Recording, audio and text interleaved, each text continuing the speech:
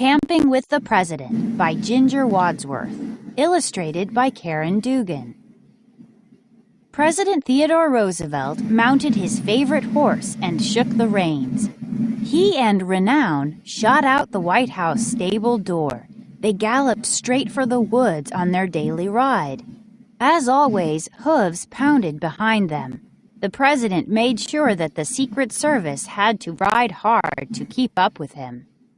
America's 26th president loved his busy job, except for one thing. He missed what he called the strenuous life. He wanted to hike alone through the woods whistling for birds. He longed to chop wood or hunt wild animals.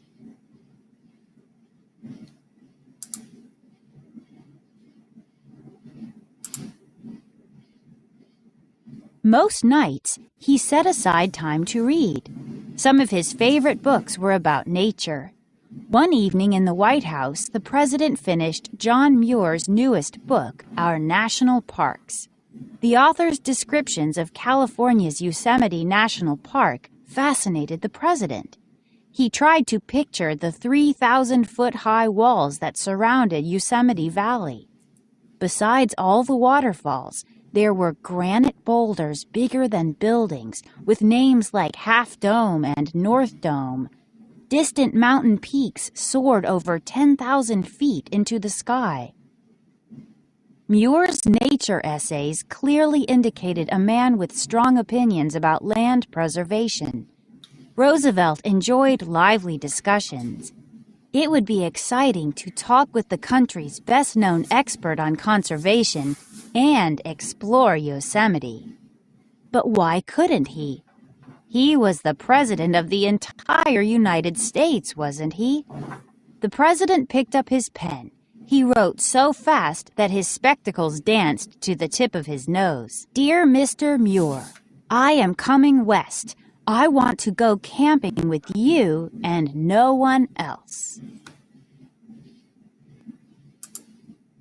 In his letter, he explained that he had already decided to take a fact-finding trip in the spring of 1903.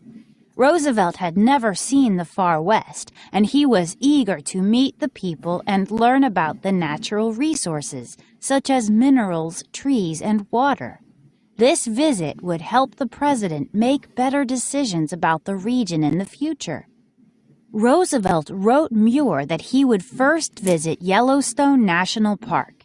After seeing the Grand Canyon and Arizona, he would come to California by train.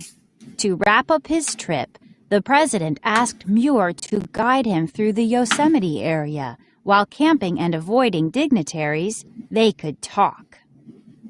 The president grinned as he stamped his official seal on the back of the envelope. Camping sounded bully. He especially wanted to see California's giant sequoia trees, the largest living things in the world.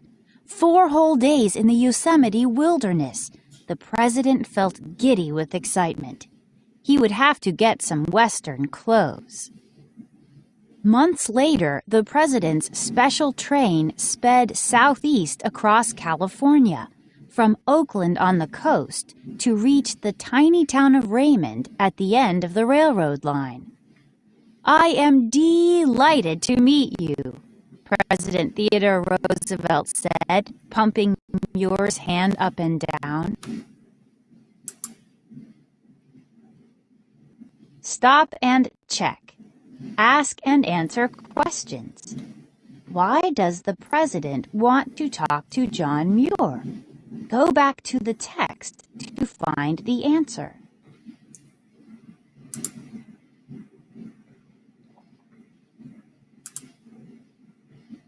Soon, Roosevelt and Muir were escorted with the rest of the presidential party in stagecoaches some 30 miles up through the foothills of the Sierra Nevada into the Yosemite wilderness.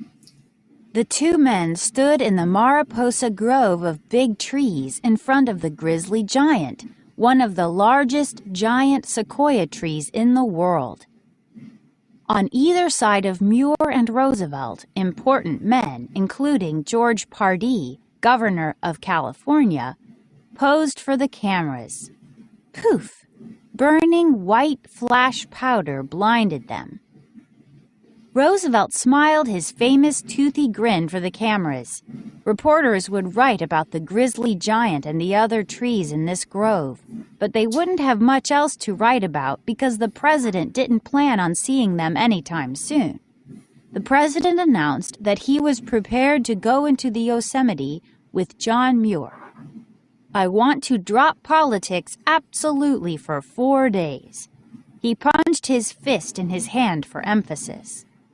Everyone roared with disappointment, but there was no arguing with the strong-willed leader of the United States.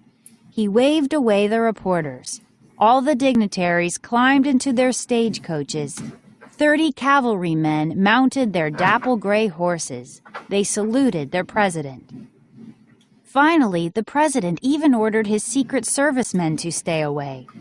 Spurs jingled and leather creaked.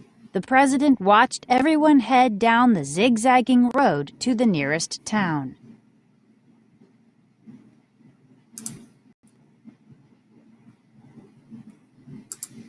Three men waited with the pack animals and gear.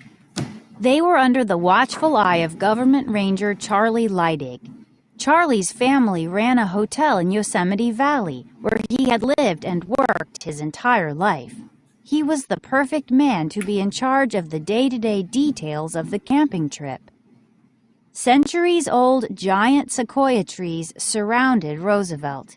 He reached out to touch the cinnamon-colored bark of the grizzly giant. It felt spongy. Twisted tree limbs reached toward the sky, so heavy they didn't even sway in the afternoon wind.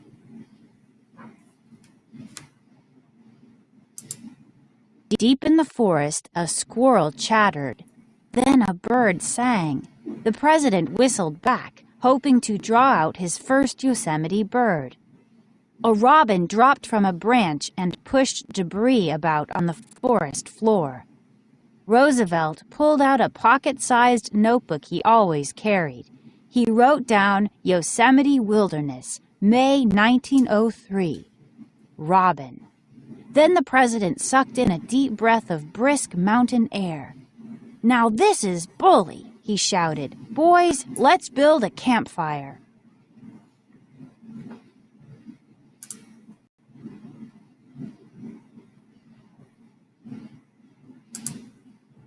When Roosevelt woke up the next morning, he recognized the wonderful music of a hermit thrush, one of his favorite birds. The president was starving. He wrestled the fry pan from Charlie.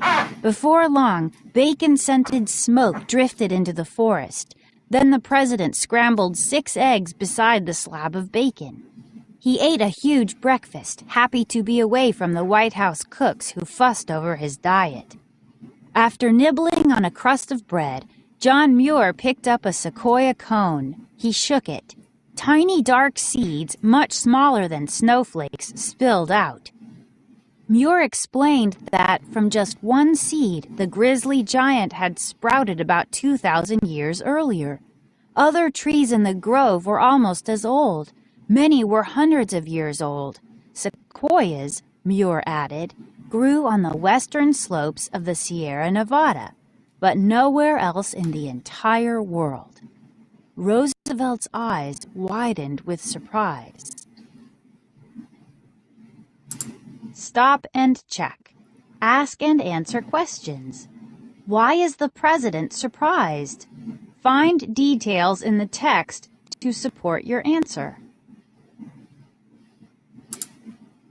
Moments later, Muir scrambled up a nearby sequoia tree stump like a giant goat. He is pretty spry for a 65-year-old, Roosevelt thought. The stump's flat top was big enough to hold a dozen men or more. Muir yelled that it had taken several days to saw down this tree. When it crashed to the ground, the tree shattered into splinters. Sequoia wood was of little use except for fence posts, but lumbermen still continued to cut these trees. The president shook his head in disgust. How could anyone cut a tree that had been growing for so long? For fence posts? What if future generations never saw a giant sequoia tree? He and Mr. Muir would have to chat about forest preservation. But later, it was time to go. Roosevelt swallowed one last cup of coffee, strong and hot, just the way he liked it.